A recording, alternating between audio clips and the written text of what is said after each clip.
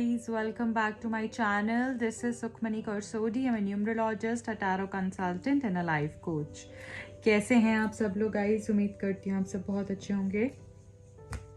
तो आज की जो रीडिंग होने वाली है उसमें हम ये देखने वाले हैं कि आपके पर्सन और थर्ड पार्टी के बीच में क्या चल रहा है।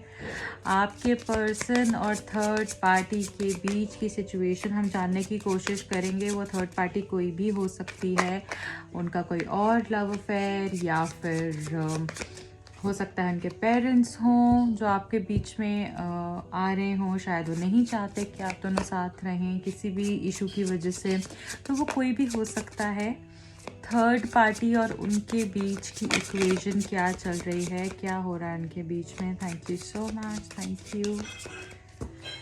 Okay, so here we go. Channel को सब्सक्राइब नहीं किया है तो जल्दी से रीडिंग को शुरू करने से पहले चैनल को सब्सक्राइब कर लीजिएगा ताकि एनर्जी एक्सचेंज हो और सही आंसर आपको मिल पाए। ठीक है गाइज, इससे रीडिंग्स रेजोनेट होती हैं।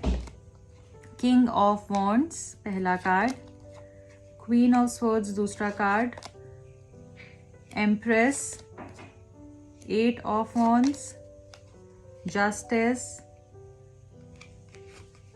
Magician, nine of pentacles, the devil and ये कार्ड भी ले लेते हैं, कोई बात नहीं। बॉटम ऑफ द डेक है नाइट ऑफ पेंटिकल्स।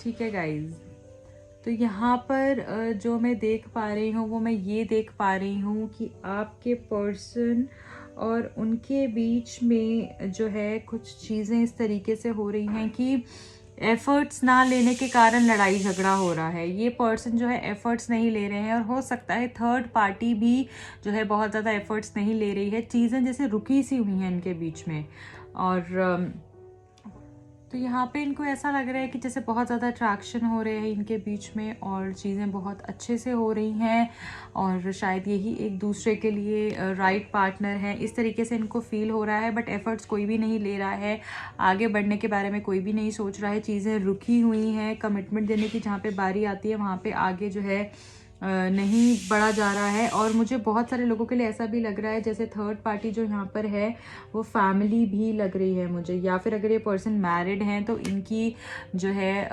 वाइफ या हस्बैंड मुझे दिख रहे हैं, जिसके कारण बहुत सारे इश्यूज आ रहे हैं। और मे बी अगर वो चीज़ फैमिली की तरफ से हो रही है तो फैमिली भी बहुत नेगेटिव इन्फ्लुएंस कर रही है आपके पर्सन को कि तुम्हें जो है कोई और बहुत अच्छा पार्टनर मिल जाएगा, तुम्हारा परफेक्ट मैच तुम्हें मिल जाएगा, ये लड़की या ये लड़का तुम्हारे लिए ठीक मैच नहीं है, तुम बहुत काबिल हो, तुमको बहुत अच्छा इंसान मिल जाएगा और तुम क्यों इन लोगों के चक्कर में फंस रहे हो, इस तरीके की बातें।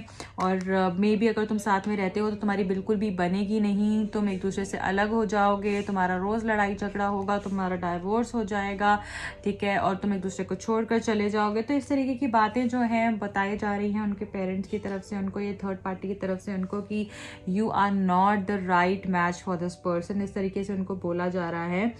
एंड आपके पर्सन और थर्ड पार्टी के बीच में मुझे ये भी दिख रहा है कि ये जो गर्ल है रिलेशनशिप के अंदर वो बहुत ज़्यादा जो है अपनी चलाने वाली है, डोमिनेटिंग है, उनको क्लैरिटी चाहिए होती है हर बात पे, उनको क्वेश्चन करने की बहुत ज़्यादा आदत है कि ऐसे कैसे हुआ, ये क्यों हुआ, ये कब हुआ, ये किस लिए हुआ, मुझे बताओ, मुझे सब कुछ कर मेरे सामने कर जाओ। तो जो आपके पर्सन की बात नहीं कर रही, जो उनके साथ है, चाहे वो मेल है चाहे वो फीमेल है, जो भी उनके साथ पर्सन है वो उनको बहुत क्वेश्चन करते हैं बात बात पर, और इस कारण जो है ना आपस में बहुत लड़ाई होती है, क्योंकि ये भी जो है चाहते हैं कि मेरी चले और यहाँ पर जो गर्ल है वो भी चाहती है मेरी चले, तो लड़का भी ये चाहता है मेरी चले, लड़की भी चाहती है मेरी चले, जिसके कारण बहुत ज़्यादा डिस्टर्बेंस जो है रिलेशनशिप के अंदर क्रिएट हो रहा है। ईगो इश्यूज बहुत ज़्यादा मुझे दिख रहे हैं।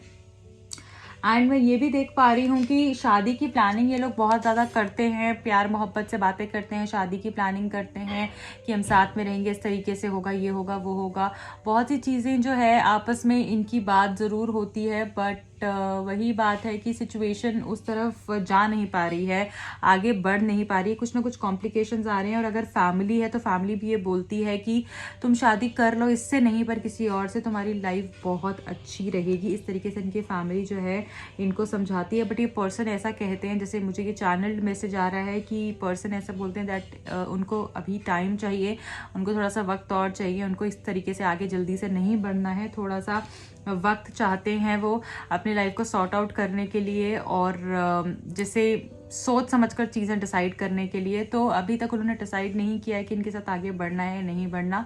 वो जैसे बात करना चाहते हैं, खुद से बात करना चाहते हैं, इस पर्सन से बात करना चाहते हैं, अपने आप से बात करना चाहते हैं कि वो चाहते हैं क्या अपनी लाइफ में। वो आपके साथ आगे बढ़ना चाह रहे हैं, किसी और के साथ आगे बढ़ना चाह रहे हैं, तो अभी तक वो सॉर्टेड नहीं है उस चीज़ को लेकर। एंड यहाँ पे मैं ये भी देख पा रही हूँ कि जैसे उनको ये चीज़ भी लगती है कि जस्टिस नहीं हुआ है आपके साथ, एंड आपके साथ जो उन्होंने गलत किया है उसका कर्मा उनको मिलेगा। इस तरीके का फियर्स है उनके अंदर, एंजाइटी है इस चीज़ को लेकर बहुत ज़्यादा। और उनको ऐसा लगता है कि आपके साथ सही नहीं हुआ, आपके साथ जस्टिस नहीं हुआ, आपको जिस तरीके से आपने उनको दिया है वो आपको उस तरीके से नहीं दे पाए, ना ही उतना प्यार, ना ही उतना केयर, ना ही उतना सपोर्ट, और एंड पर आकर साथ भी नहीं निभा पाए वो आपका। तो ये चीज़ सोचकर उनको बहुत गिल्ट होता है, गिल्ट ट्रिप में चले जाते हैं वो, और उनको ऐसा लगता है कि कुछ भी बन सके उनसे वो आपके लिए ज़रूर करना चाहते हैं, आपके साथ वो ज़िंदगी बिताना चाहते हैं, आपके साथ वो रहना चाहते हैं, और वो पूरी कोशिश यही कर रहे हैं और भगवान से भी यही मांग रहे हैं, यही मैनिफेस्ट कर रहे हैं वो कि कुछ भी ऐसा हो, आप दोनों साथ आ जाओ और कुछ ऐसा करिश्मा हो जाए। क्योंकि कार्ड जो है मैजिशियन का कार्ड है, चमत्कार का कार्ड है, एक जादूगर का कार्ड है। तो कुछ ऐसा जादू हो जाए कि सब चीज़ें जो हैं अच्छी हो जाए, और उनको पूरा विश्वास है कि ऐसा होगा भी। आप दोनों साथ में आओगे, आपका प्यार जीतेगा, और जो उनकी फैमिली का पार्ट बनोगे वो आप ही बनोगे, इस तरीके से उनको लगता है। बट उनको फैमिली की तरफ से प्रेशर बहुत है शादी का, और शायद उनकी एज भी अब हो रही है, तो उनको लगता है हाँ मुझे सेटल डाउन हो जाना चाहिए, but with the right person. और अभी वो ऐसे किसी गलत इंसान के साथ आगे बढ़ने के लिए रेडी नहीं है, और जल्दबाजी में कोई भी डिसीजन लेने के लिए वो रेडी नहीं है। तो यहाँ पर एफर्ट्स की बहुत कमी दिख रही है मुझे। आपके पर्सन और थर्ड पार्टी के बीच में कोई भी एफर्ट्स नहीं ले रहा है साथ रहने के लिए। हाँ, सोचा जा रहा है may be from the girl side कि साथ रहेंगे, लड़की शायद ज़्यादा सोच रही कि साथ रहेंगे, शादी करेंगे, ये करेंगे, वो करेंगे, बट ऐसा कुछ हो नहीं पा रहा है, ये मुझे यहाँ पर दिख रहा है। एंड मे बी बात होती है, बट बात होकर भी इन दोनों को सेटिस्फैक्शन नहीं मिलती है। इनकी कम्युनिकेशन तो होती है, बातचीत होती है, पर एक सेटिस्फैक्शन नहीं मिल पा रही है इनको। जब आपस में इनकी बात होती है वो कनेक्शन बिल्डअप नहीं हो पा रहा है। आप देख रहे हैं ये जो जितने भी वॉन्ड्स हैं वो टेढ़े जा रहे हैं। तो कम्युनिकेशन है बट वॉन्ड्स टेढ़े जा रहे हैं, सही डायरेक्शन में ही नहीं जा रहे हैं, इनकी बात सही तरीके से हो ही नहीं पा रही है, और कम्युनिकेशन में बहुत खटपट मुझे यहाँ पर दिख रही है। एंड ये जो गर्ल है रिलेशनशिप के अंदर, मुझे ऐसा लगता है शायद ये बहुत ज़्यादा मतलब फ्री स्पिरिटेड है, और इनको अपनी फ्रीडम बहुत पसंद है। इनको ऐसा होता है कि मैं फ्री रहना पसंद करती हूँ, मुझे कोई रोके टोके नहीं, और बहुत ज़्यादा केयरिंग नहीं दिख रही हैं। हाँ, साथ निभाना चाहती हैं ये बिल्कुल इस पर्सन का, पर 100% जो है ना अपने आप को पीछे रख के करने वालों में से नहीं है ये। और जिस तरीके से आपने इनके साथ रिश्ता निभाया, इनके साथ रिलेशनशिप निभाया, उस तरीके से शायद वो नहीं है, ठीक है। और इसी चीज़ का उनको बहुत गम है कि उन्होंने आपके साथ सही नहीं किया, और अब उनको उस हिसाब से आगे से रिश्ता भी नहीं मिल पाया है, और बहुत ही ज़्यादा स्ट्रेस पे, बहुत ही ज़्यादा ट्रबल में मुझे दिख रहे हैं आपके पर्सन। उनको लग रहा है कि सब कुछ होकर भी मैंने सब कुछ गंवा दिया है, ऐसा क्यों हुआ, मैंने क्यों गलत किया, भगवान ने ही शायद कुछ और सोचा था, या मैं ही इसको डिज़र्व नहीं करता था, शायद इसको बहुत अच्छा लड़का डिज़र्व करता है। तो ये सब चीज़ें भी ये सोच रहे हैं, बट होप बहुत है, अपनी तरफ से आज भी एफर्ट्स कर रहे हैं कि कुछ ऐसा हो जाए कि सब चीज़ें बहुत पॉजिटिव हो जाएं, आप दोनों साथ में रह पाएँ, खुशी खुशी रह पाएँ, और अबंडेंस हो आपकी लाइफ के अंदर, खुशियाँ ही खुशियाँ हो, पेरेंट्स भी मान जाए, सब कुछ बहुत अच्छे से हो जाए। तो नेगेटिव इन्फ्लुएंस बहुत है रिलेशनशिप के ऊपर, एंड लोग बहुत बुरी नज़र लगा कर बैठे हुए हैं आपके रिश्ते के ऊपर। नेगेटिव थॉट्स जो है रिश्ते में चल रहे हैं अभी भी, वो लोगों के कारण ही चल रहे हैं, जो इनके माइंड में नेगेटिव थॉट्स आ जाते हैं। और जैसे लोगों ने ना ऐसा कुछ गलत गलत आपके कान में भर के, उनके कान में भर के, उनकी फैमिली के कान में भर के ख़राब कर दी हैं चीज़ें। वो ख़राब मुझे दिख रही हैं कि चीज़ें ख़राब हो गई हैं काफ़ी हद तक। तो इसके लिए आपको डेफिनेटली सोल्यूशन कुछ ढूंढना चाहिए, नहीं तो चीज़ें और ख़राब ना हो जाएं आगे जाके, और चीज़ें वर्स ना हो जाएं। तो प्लीज़ उससे पहले आप ज़रूर कोई सोल्यूशन ढूंढिए ताकि चीज़ें हम स्टिल बेटर कर सकें। बट यहाँ पे एक चीज़ ज़रूर है कि नेगेटिविटी और लोगों के कारण बहुत ज़्यादा भर गई है इनके माइंड में, ठीक है, जो कि इनको खुद से नहीं लगता है, बट लोगों ने इनके कानों में, इनकी फैमिली के कानों में बहुत ज़्यादा नेगेटिव थॉट्स भर दिए हैं। ओके गाइज, तो ये जो है आपकी रीडिंग है। एंड अब हम ये देख लेते हैं कि क्या गाइडेंस है इस मोनोलॉजी डेक से, आपके लिए क्या गाइडेंस आ रही है यूनिवर्स, एंजल्स, गॉड की तरफ से क्या गाइडेंस आ रही है। Okay, your loved ones are safe. तो आपके जो लव्ड वंस हैं वो सेफ हैं, एंड आप भी सेफ हैं। You and your loved ones are safe. आप दोनों सेफ हैं। भगवान आपको प्रोटेक्ट कर कर रख रहे हैं। मैजिशियन का कार्ड बहुत स्ट्रॉन्ग कार्ड आया है आपके लिए, तो आप पॉजिटिव सोचेंगे तो उस चीज़ को डेफिनेटली मैनिफेस्ट कर सकते हैं। A new romantic cycle begins. ओहो, वेरी नाइस गाइज।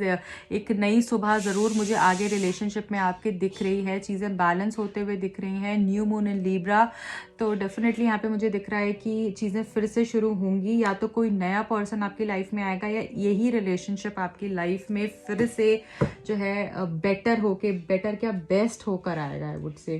ठीक है गाइज, एंड अब जो है मैं आपके लिए कुछ लव मैसेजेस निकालूंगी आपके पर्सन की तरफ से।